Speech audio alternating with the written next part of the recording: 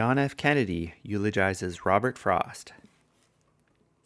This day, devoted to the memory of Robert Frost, offers an opportunity for reflection which is prized by politicians as well as by others, and even by poets. For Robert Frost was one of the granite figures of our time in America. He was supremely two things, an artist and an American. A nation reveals itself not only by the men it produces, but also by the men it honors, the men it remembers. In America, our heroes have customarily run to men of large accomplishments. But today this college and country honors a man whose contribution was not to our size, but to our spirit, not to our political beliefs, but to our insight, not to our self-esteem, but to our self-comprehension. In honoring Robert Frost, we therefore can pay honor to the deepest sources of our national strength. That strength takes many forms, and the most obvious forms are not always the most significant. The men who create power make an indispensable contribution to the nation's greatness. But the men who question power make a contribution just as indispensable, especially when that questioning is disinterested. For they determine whether we use power or power uses us. Our national strength matters, but the spirit which informs and controls our strength matters just as much. This was the special significance of Robert Frost. He brought an unsparing instinct for reality to bear on the platitudes and pieties of society. His sense of the human tragedy fortified him against self-deception and easy consolation. "I have been," he wrote, "one acquainted with the night." And because he knew the midnight as well as the high noon, because he understood the ordeal as well as the triumph of the human spirit, he gave his age strength with which to overcome despair. At bottom, he held a deep faith in the spirit of man, and it's hardly an accident that Robert Frost coupled poetry and power, for he saw poetry as the means of saving power from itself. When power leads man towards arrogance, poetry reminds him of his limitations. When power narrows the area of man's concern, poetry reminds him of the richness and diversity of his existence. When power corrupts, poetry cleanses. For art establishes the basic human truths which must serve as the touchstones of our judgment. The artist, however faithful to his personal vision of reality, becomes the last champion of the individual mind and sensibility against an intrusive society and an officious state.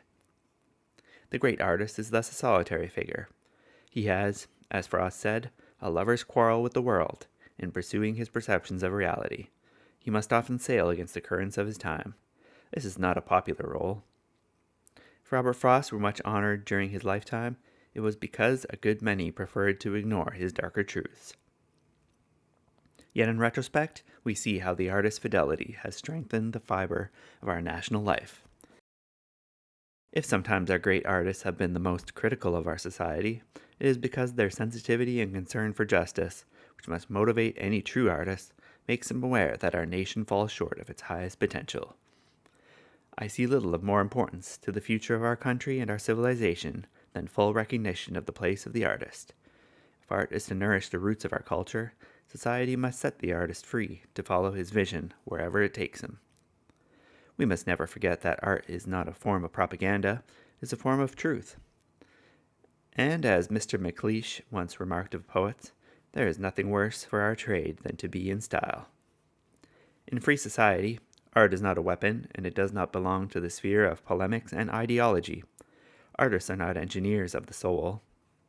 It may be different elsewhere, but democratic society, in it, the highest duty of the writer, the composer, the artist, is to remain true to himself, to let the chips fall where they may. In serving his vision of the truth, the artist best serves his nation, and the nation which disdains the mission of an art invites the fate of Robert Frost's hired man, the fate of having nothing to look backward to with pride, and nothing to look forward to with hope. I look forward to the great future for America, future in which our country will match its military strength with our moral restraint, its wealth with our wisdom, its power with our purpose. I look forward to an America which will not be afraid of grace and beauty, which will protect the beauty of our national environment, which will preserve the great old American houses and squares and parks of our national past, and which will build handsome and balanced cities for our future. I look forward to an America which will reward achievement in the arts as we reward achievement in business or statecraft. I look forward to an America which will steadily raise the standards of artistic accomplishment and which will steadily enlarge cultural opportunities for all of our citizens. And I look forward to an America which commands respect throughout the world, not only for its strength, but for its civilization as well.